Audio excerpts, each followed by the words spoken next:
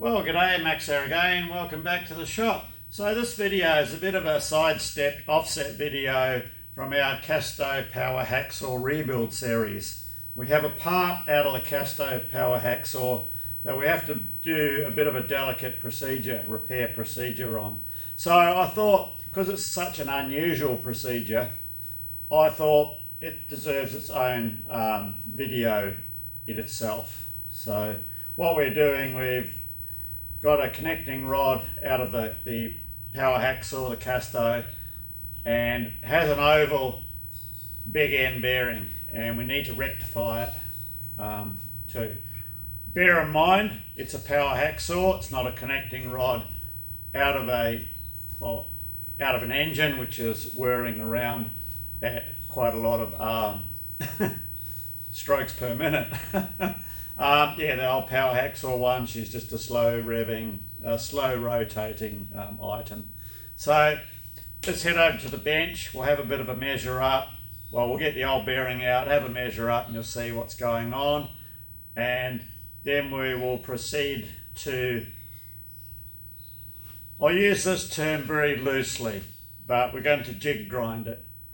Why I use this term very loosely, it's a similar procedure we're going to be using to jig grinding. We're not doing it in a jig grinder because we don't have one, but we do have a Bridgeport, and I think we can do it in that. Now this is I've never done this before, so this will be my first attempt at ID grinding to high precision in the Bridgeport. So we'll see how we go. Well, when I say high precision, as long as, if we can get quarter of a thou to where we need to be would be really good. So yeah, okay, let's head over to the bench. So we'll get this pressed out. Really liking this new bearing press. Yeah, this is one we picked up when I was doing the Bridgeport head overhaul.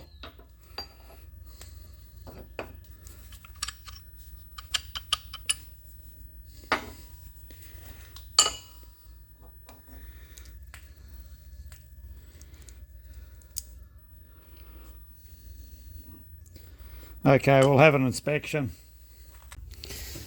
Okay, well, it appears all the funkiness is in the inner race of the bearing caused by the ovality of the conrod. So our bearing, now it's pressed out,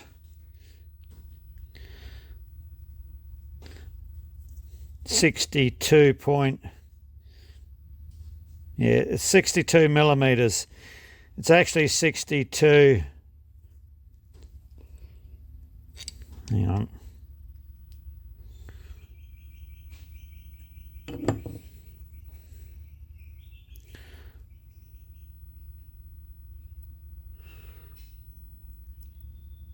And 2 microns. But it's round, It's sprung back round.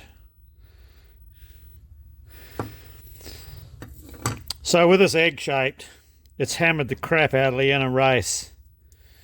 And I can't even get the thing to, I've got to force it, and I can't even get the thing back in alignment properly. So this is one we're going to have to bite the bullet and replace. Now, we check our bore in our conrod.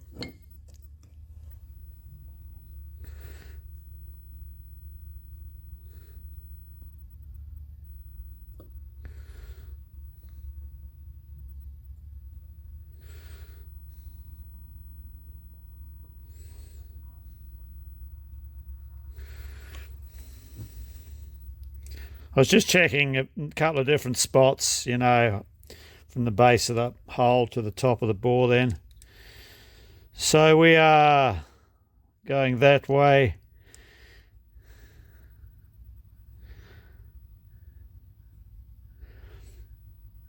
.62 and 5 microns.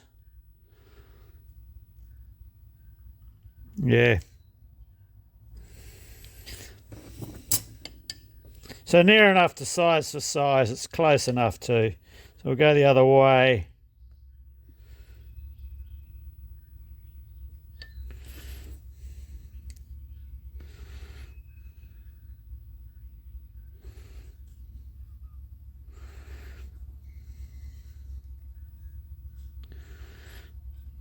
So we're 0.055 under, nearly 0.6 under. Okay, so that's got to be split in half, and that's what we have to machine off either side. So about 1/1000th of an inch off either side in that short segment there only. Nothing from here to there, nothing from here to there. We just need a thou off there and a thou off there. Hardly a drama. So this is the grinding spindle that we're going to use in our vertex boring head. This is a Yuasa Accu Jig Grinder. So it's a pretty high speed grinder. I've clocked it with my tacho at about 30,000 RPM. I think they do go a lot quicker than that, but you can regulate your air pressure to keep it under control a bit. I normally would use a lot smaller stone when I use this. I haven't used it in a long time, and I think the last time we used it here in a video was several years back, and I had it in a lathe doing a small ID on a bore on something I was doing. Can't remember what it was now. But yeah, normally I run a small stone in it. So I've just dressed this stone and let it run for 5 minutes. Just to give it a good time. If anything was going to happen with a stone failure, hopefully it would have happened then. So she's had a good running time. It's all dressed. I'll just put a couple of quick shots in now of the dressing. So we're going to use Hong Fak Wong here as an aid to helping us dress the stone. Yeah, and she even has her own nameplate now. Someone, a viewer, sent that in. Cheers. It's a 30,000 RPM spindle, but it usually spends its time below that because it doesn't take much to knock a few RPM off it with a bit of load on the wheel. And these wheels are 33,000 RPM wheels. So let's crank her up. I'll just move the phone out the way as I don't want that clobbered if anything was to go wrong. I'll zoom you in. Okay. So I've got the wheel dressed bigger at the front than the rear. Crank her up. We're running on 60 psi air.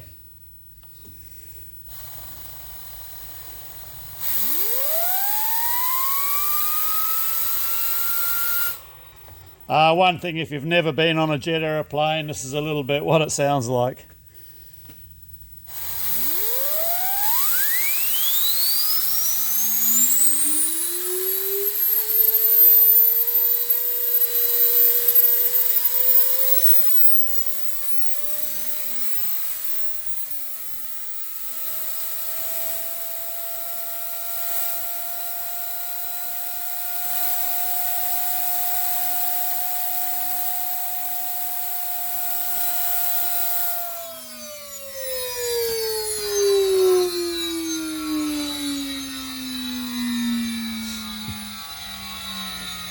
And ladies and gentlemen, please remain in your seats as we taxi to the airport.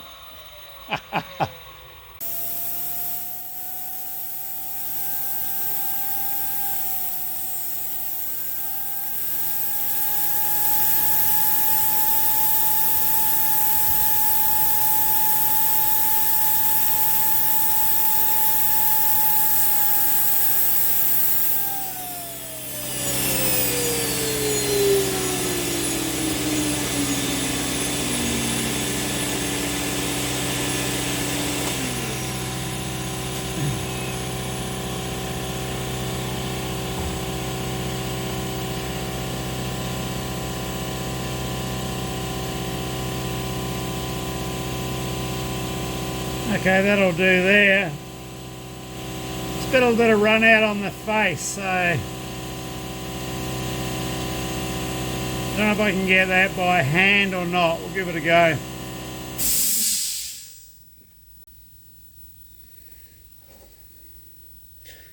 Yeah, just on the end face there's a tiny bit. We sort of really need to get that out.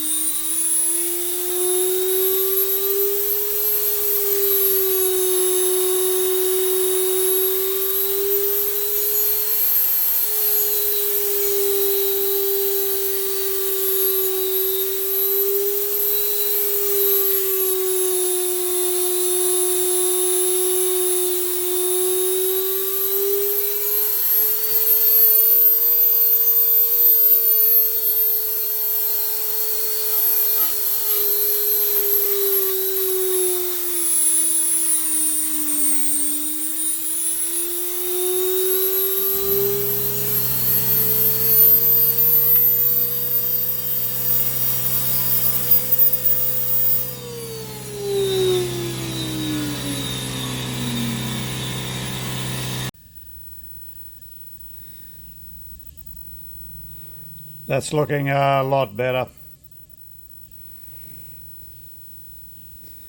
Okay, so through the grinding process, we will get a fair bit of quick degradation on this corner of the wheel, but we'll just see how it goes.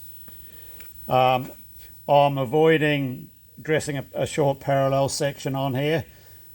I normally would if it was a through hole, but because it's a blind hole, we're just going to roll with it like this and see how it goes. Yeah, through hole, because you're going all the way through. If you've got a flat spot and the front of the wheel wears, the high spot still picks up, you know. So it may mean later on at the end, once we've done our bore, we might have to put a boring tool in and just create a little bit of clearance down the bottom where the bottom radius of the bearing sits, but we'll see how we go. So the stones are rated for 33,000 RPM, so you just got to keep a bit of a check on an eye on your air pressure. I do run reduced air pressure through a regulator just to keep the speed down a bit. And I think I said, yeah, best I could clock it was 30,000 RPM, but I do believe they can run a lot higher than that. So trouble is too is with the reduced air and that too, and quite a large stone for this unit. I mean, they're supposed to run little wee stones, you know. You don't get much grunt, you know. If you wanted to pull the skin off a rice pudding, you wouldn't be using one of these. They do bog down quite easily. So we'll just see how it goes, you know, because we've never used it in this situation before. So, yeah, just be interesting to see what happens or not. Or whether we've got to go to plan B. Just a quick note on the clocking in. I clocked this in yesterday to within 2/10,000ths of an inch. And when I checked it again, yeah, just now, I had to redo it because it had shifted something. Yeah, it was a different needed adjusting. It's all good now. Okay, so we'll get our indicator out. We've finished with that.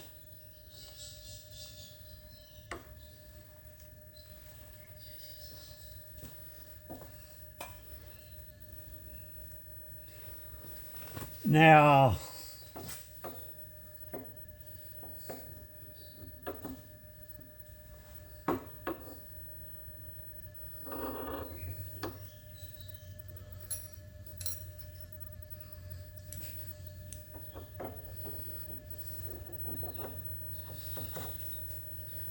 I'll have to wind the boring head back and get a spindle in an end mounting hole. Something like that will work.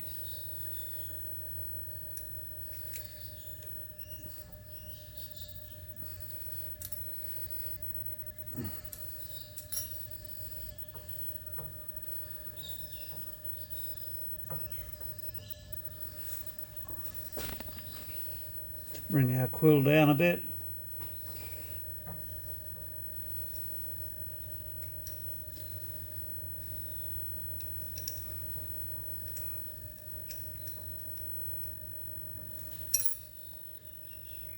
When they make boring heads, why don't they make them with all the Allen keys the same size?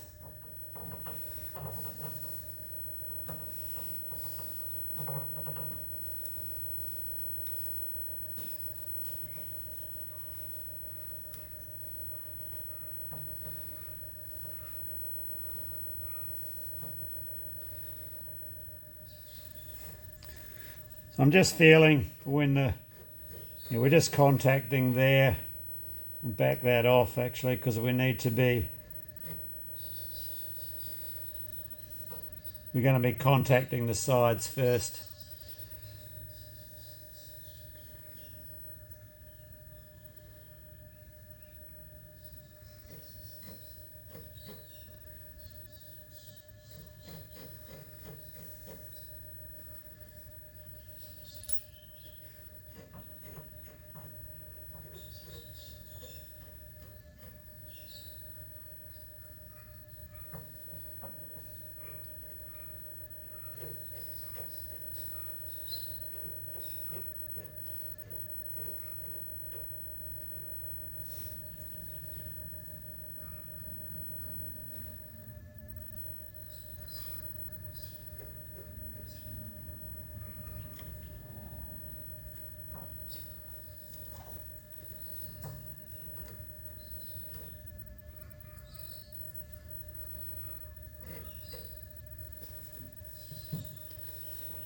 I'm going to back that off a bit more. Get rid of that Allen key so I don't keep picking the thing up.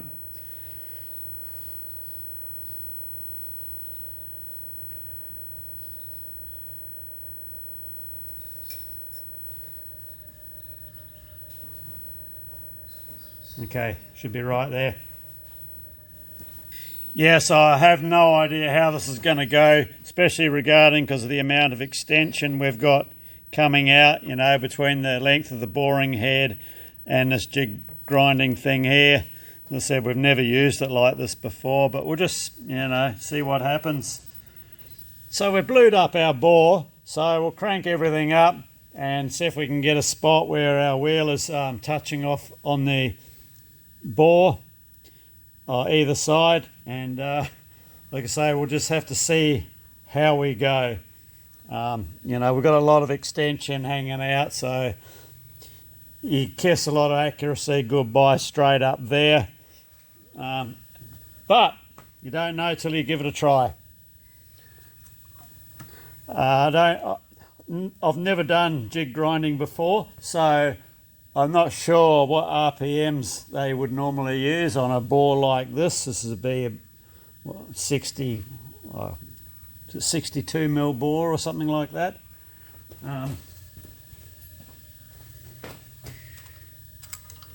Yeah, 62 mil bore, 2.5 inch diameter, and our stone is it started life as a 1 inch 25 millimeter stone, which is pretty close to there, so let's just see what happens. Worst comes to worst, we end up either doing it with a tool in here or setting this up in the 4-jaw chuck and the lathe and doing it with the grinder in the lathe. Either way, it has to be done, so no use complaining, let's just do it.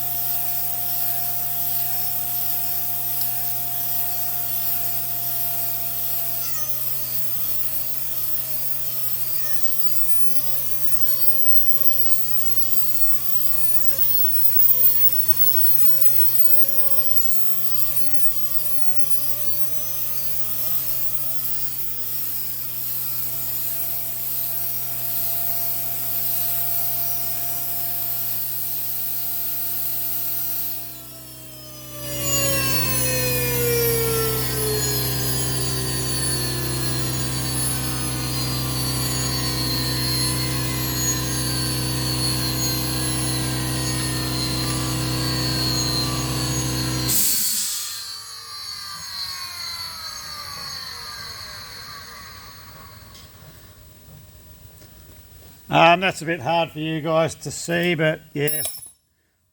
Let's throw the Allen key away. Yeah, we're grinding in that area there, and opposite on the other side. On the back here, it's actually in this part here. I would actually prefer if we were just slightly along to the left a tad more. What I might do is just move the table across maybe 5 microns, see how we go, and then run this cut again. Okay, so I've moved the table 2/10,000ths of an inch that way, and we're going to run this cut through again, because what I want to see is, I've still got my indicator on here, I'll move that out of the way. The edge of our grind there, I would like to see that come around here a little bit further. Okay, so let's crank this up again, and yeah, like I said, same settings, and I'll just run this one through by hand. It was on power feed, the last one.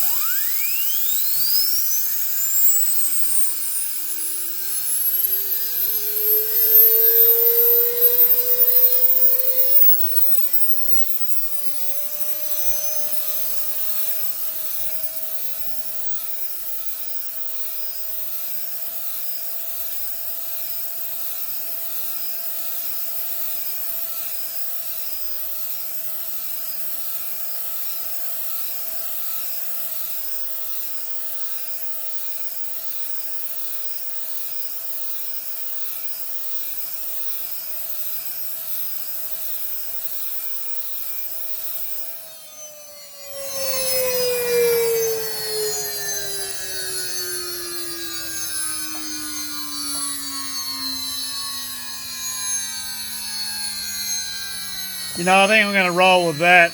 I'm just going to increase our cut a little bit.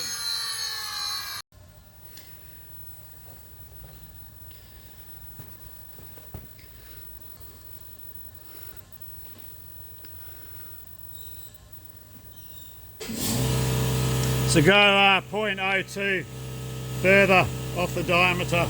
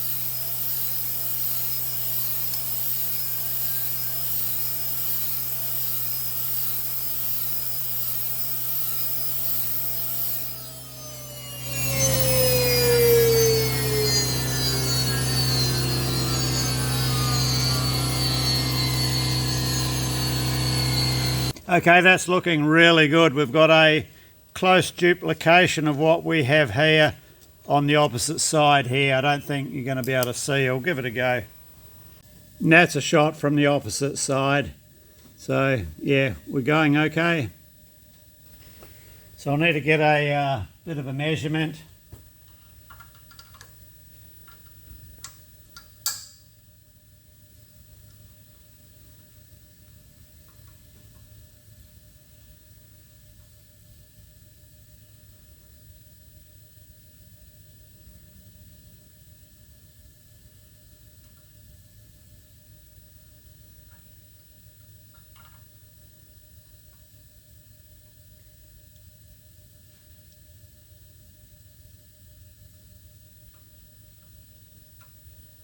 Just got to make sure we're on a cleaned up. Yeah, we're good there. I was just making sure the end of the telescopic was on a ground section. That's a good reading, that too.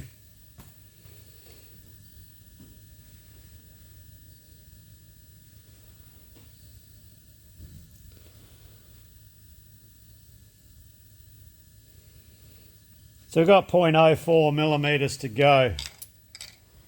Okay, let's take another couple of cuts. I've just advanced our cut 0.015 millimeters to bring us onto a whole line there. So we'll run this one through and roll with that. Put our machine back in back gear, crank her up and fire up the spindle.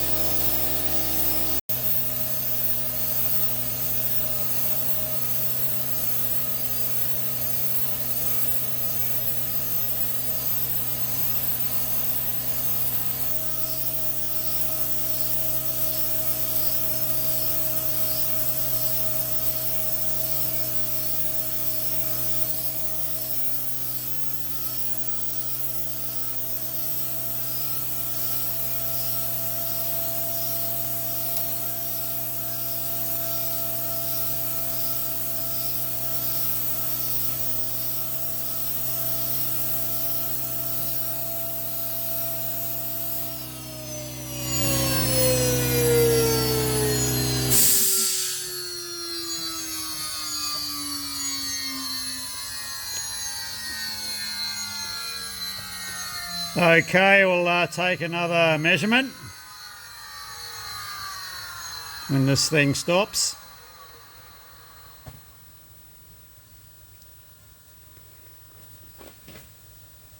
It's leaving quite an acceptable finish too, considering the lack of rigidity you get, you know, in a setup like this.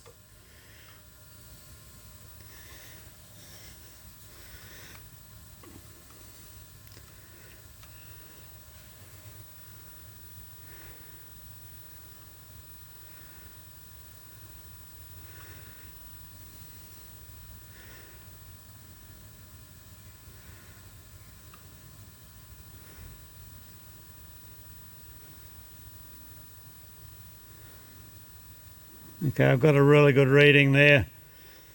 Take note, I'm not just sending this through in one sweep. It's being swept through and felt through very delicately. Okay, that's a good reading there.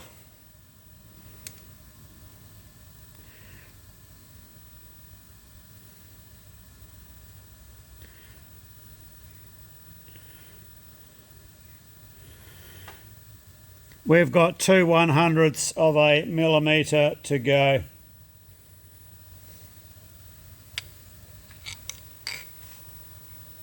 So I might even split that in half. In fact, I will split that in half.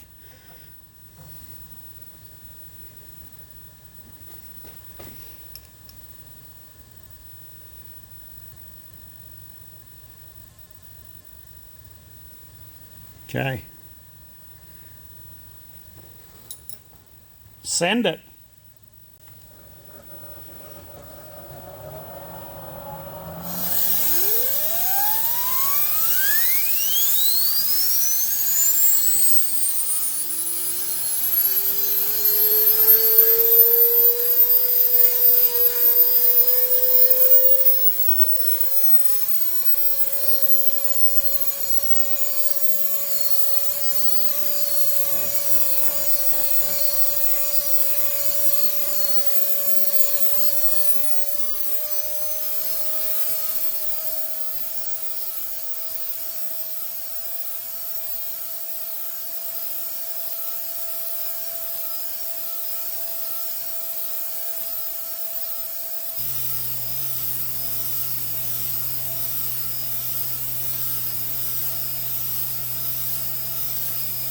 Okay, let's see how we ended up after that 0.01 cut.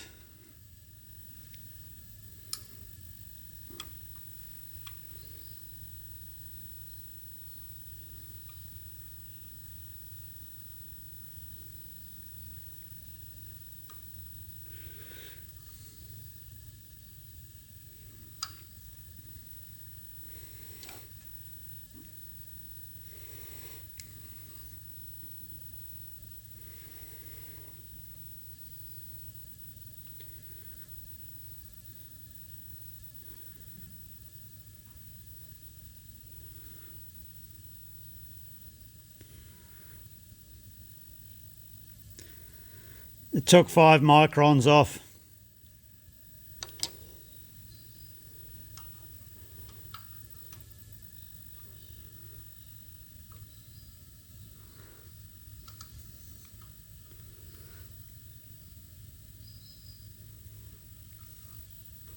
Well, I'm going to just check for see if I can get a reading for parallelism.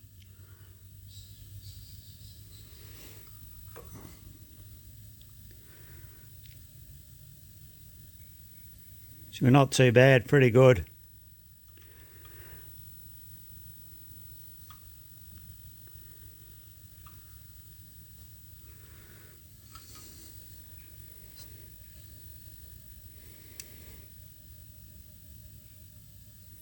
Whoops.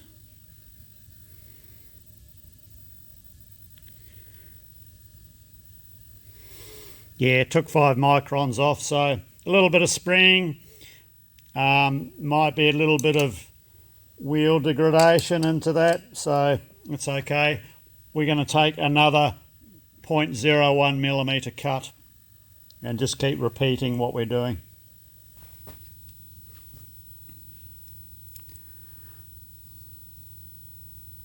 So yeah, another 0.01. What you don't want is to start getting greedy, and then that'll muck up your splitting, your cut process. Okay, let's go again. Get it back into gear. Make sure we're locked.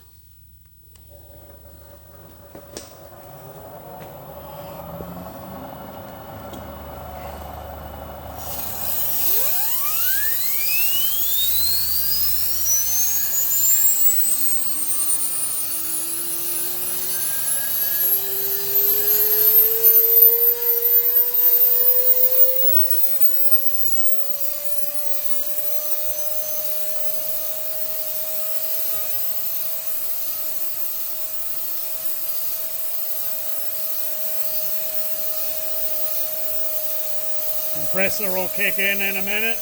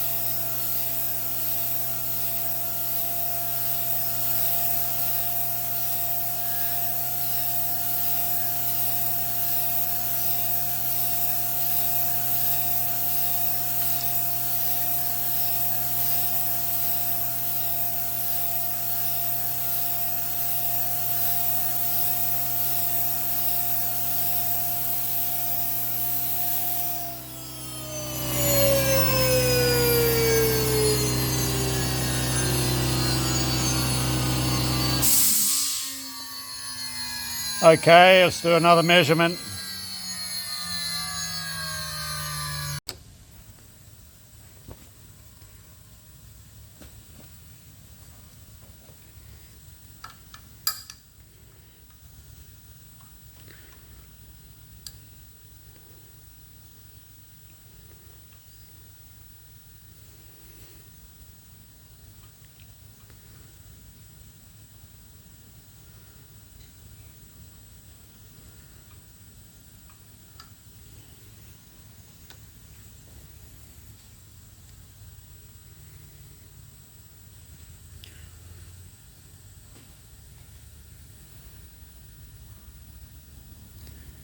.01. Whoops. 0.01 to go. Now, whoops. Send everything else over tit. Yeah, bearings are a couple of microns above nominal size, this one is. That's fine. So we'll take another 0.01 millimeters.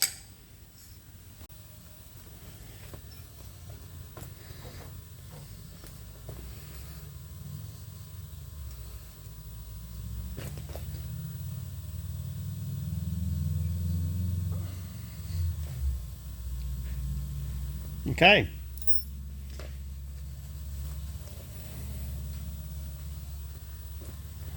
Get her in gear.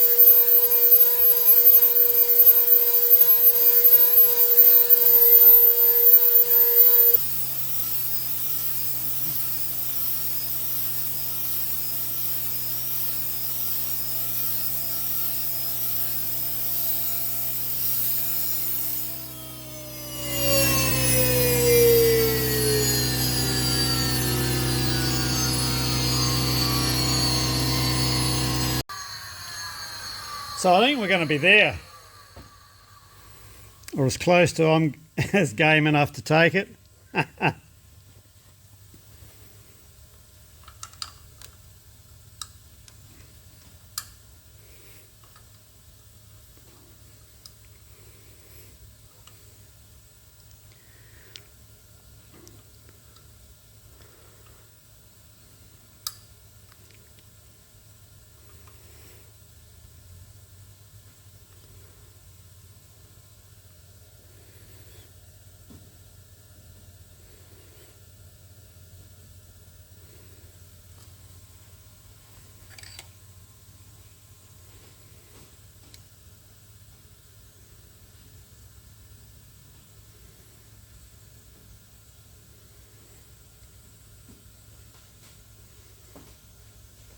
According to that measurement, we're 5 microns up, which is still okay.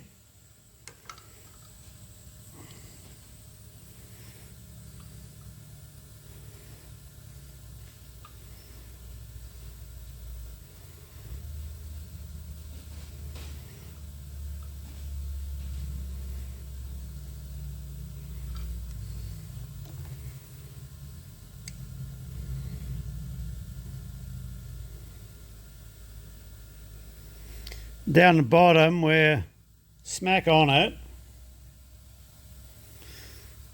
We'll take that .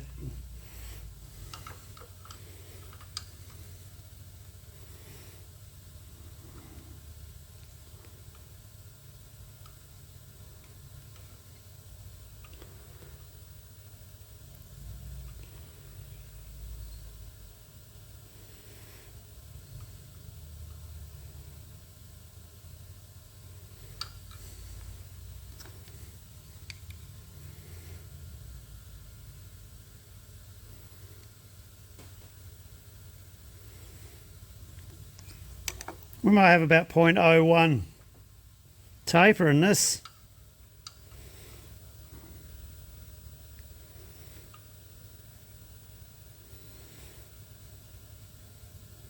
Yeah, there is. It's okay, we're going to leave it at that, we're going to roll with that.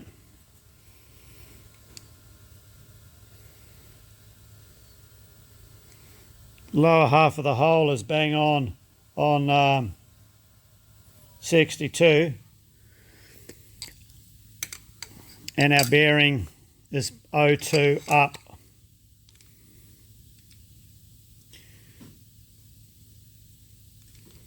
Sorry, 2 microns up, 2 or 3 microns up.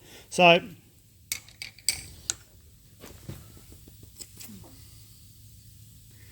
we haven't had a full cleanup on this end.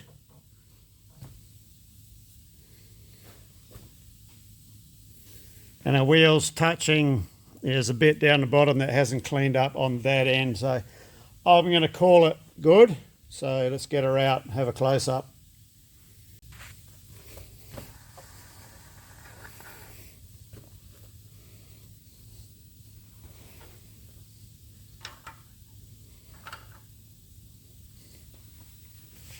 That'll be good. Now, but there's a circlip. It drops in the first bit because there's a circlip groove there. That's going to be absolutely spot on. Cool. So I don't know if you guys noticed, but that last cut that we did, because all of our cuts have been 0.01 off the diameter, that last cut for the first half of the hole seemed a bit heavier than what the previous cuts had been, and then the last half of the hole it normalized and went back to how it was. So I don't know what happened there. You know, we've got a lot hanging out past our spindle bearings, and we are working to sub half our tolerances in a milling machine. So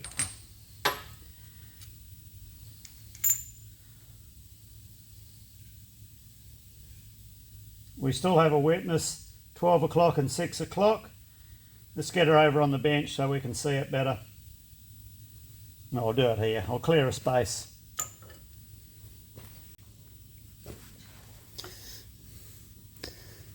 So yeah, so you can actually see a bit of a mark. I can actually see a line there, and that's where that cut changed. So we still have a blue witness there, and down the bottom there. The finish came up not too bad, considering, you know, the stick out, you know, and lack of rigidity doing it this way. But we've saved the part, and what I'm hoping is when we press our new bearing in, I'll pick that up during the week. At least it's going into a round hole, so once it's pressed in, it should eliminate this jamming up, this binding that this one had. Yeah, so I've been thinking about this, and that last cut that we did, you might see a difference in finish about halfway down the bore. So it's like the wheel picked up a bit of a vibration, causing that to cut that little bit bigger, and as you would have seen halfway down, that the cut smoothed out back to like all our previous cuts. So I know when it first started, I was just about tempted to pull the wheel out and reset back to the setting of our previous cut and then run it down again, which I probably should have done, but I opted just to let it run and see what happens. And now we know what happens. So we're still okay. We haven't trashed the part. We've still got a good part. Well, good as in what this is going to be used for. It's better than what it was. So yeah, that was like the first time I've used this setup, and it was quite educational for me as to how the thing reacts. So just a shame it was a blind hole. You know, we couldn't run the stone all the way through, and then, you know, because that you'd get a nice truer hole that way. So I've been down to the bearing shop, just picked up our new bearing, FAG, made in Germany. So we'll get this pressed in, and hopefully we'll still be able to rotate the inner race, unlike the one we're replacing.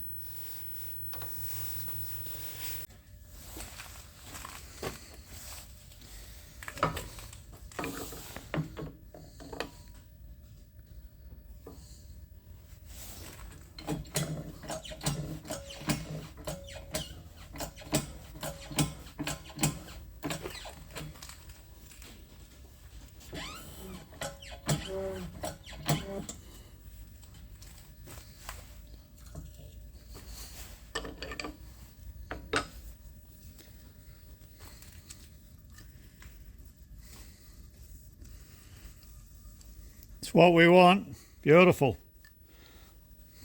That was a nice light press fit in. Perfect.